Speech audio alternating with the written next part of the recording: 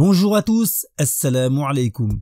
Le 1er avril arrive et une tradition veut qu'il soit le jour des farces appelé Poisson d'avril. Plusieurs écrits populaires proposent d'ailleurs de nombreuses origines à cette appellation, mais il ne s'agit là que d'hypothèses. Aujourd'hui, un poisson d'avril est donc une plaisanterie que l'on fait le 1er avril à ses connaissances, ses amis ou sa famille, et il est aussi de coutume de faire des canulars dans les médias comme à la télévision ou même sur internet. Il est aussi coutume d'accrocher un poisson, souvent en papier, dans le dos d'une personne dont on veut se moquer sans qu'elle s'en rende compte. Sachant cela, quelle est la position de l'islam avec la plaisanterie en général ? Il faut savoir que dans la majorité des cas, l'islam évoque constamment le juste milieu, la voie de la modération. Et la plaisanterie ne déroge pas à la règle. La loi islamique n'interdit nullement de plaisanter, mais la bienséance évoque de faire preuve de modération. Sans lui consacrer une journée particulière, la plaisanterie est donc permise et peut même être louable avec de bonnes intentions, comme lorsqu'on plaisante pour égayer l'environnement avec sa famille, ses amis ou ses invités, ou même lors d'un prêche afin d'y maintenir une bonne ambiance ou de le stimuler. Il est connu que notre prophète alayhi salatu wassalam plaisantait avec sa famille et ses compagnons. Il arrivait même qu'il souriait au point de découvrir ses molaires. Notre prophète, bien qu'il fût un chef religieux et un juge pour les gens, était d'une compagnie agréable et facile. Il donnait des surnoms à ses compagnons, mais restait constamment dans la véracité, la décence et le respect.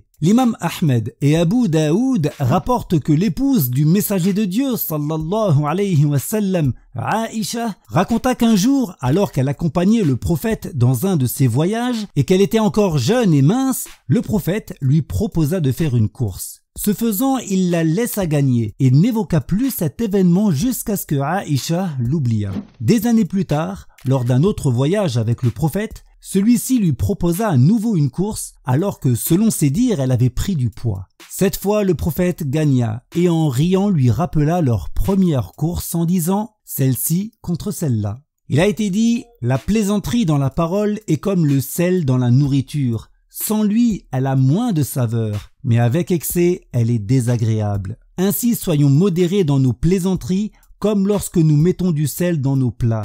Il convient que la plaisanterie soit en quantité qui suffirait à réjouir. Il a été dit, trop rire durcit le cœur, trop plaisanter diminue la valeur, c'est-à-dire fait perdre la prestance et l'estime des gens. En effet, si un professeur plaisante trop avec ses élèves ou si des parents font trop de blagues à leurs enfants, ils pourraient perdre en crédibilité et les élèves ou les enfants pourraient abuser de la situation en allant trop loin.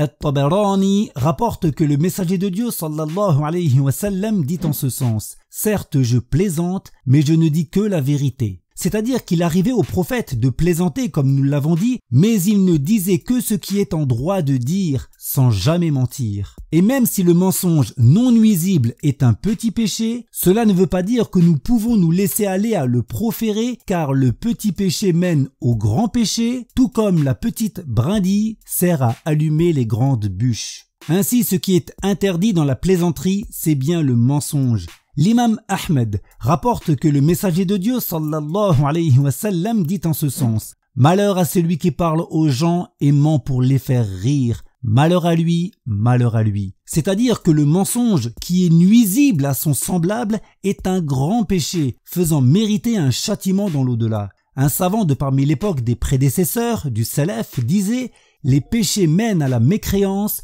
tout comme la fièvre mène à la mort. » C'est-à-dire que comme le petit péché peut conduire au grand, le grand péché peut conduire à la mécréance, comme de se moquer, contredire ou rabaisser Dieu, ou un prophète, ou un ange, ou une loi avérée de l'islam, ou autre de ce qui est sacré.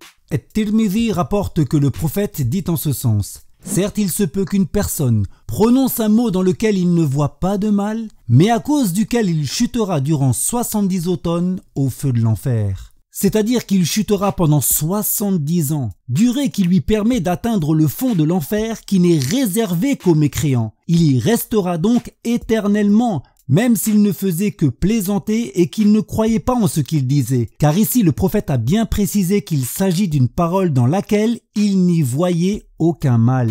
Pour finir, la plaisanterie ne doit pas non plus conduire à effrayer son semblable. Certains, lors du 1er avril, se permettent des blagues très déplacées, comme de dire à une mère « ton fils a fait un accident de voiture » ou alors à un enfant « ton père a disparu » ou autre, de parmi ce qui peut effrayer ou même traumatiser. Et il y a de nombreux exemples de pranks en vidéo à la mode sur internet ou ailleurs qui en réalité ne sont pas permis dans notre religion. L'imam Ahmed rapporte qu'un des compagnons du prophète voulut faire peur à un autre en lui prenant ses flèches durant son sommeil. Alors le messager de Dieu sallallahu alayhi wa sallam dit en ce sens « Il n'est pas permis à un musulman d'effrayer son semblable ». Beaucoup de gens aujourd'hui, notamment les jeunes, cherchent à se stimuler par des choses qui sortent des limites de la religion, alors qu'il est possible de s'amuser, de rigoler et de se divertir en restant dans le cadre de nos principes. Barakallahu fikum, wallahu a'lam wa ahkam.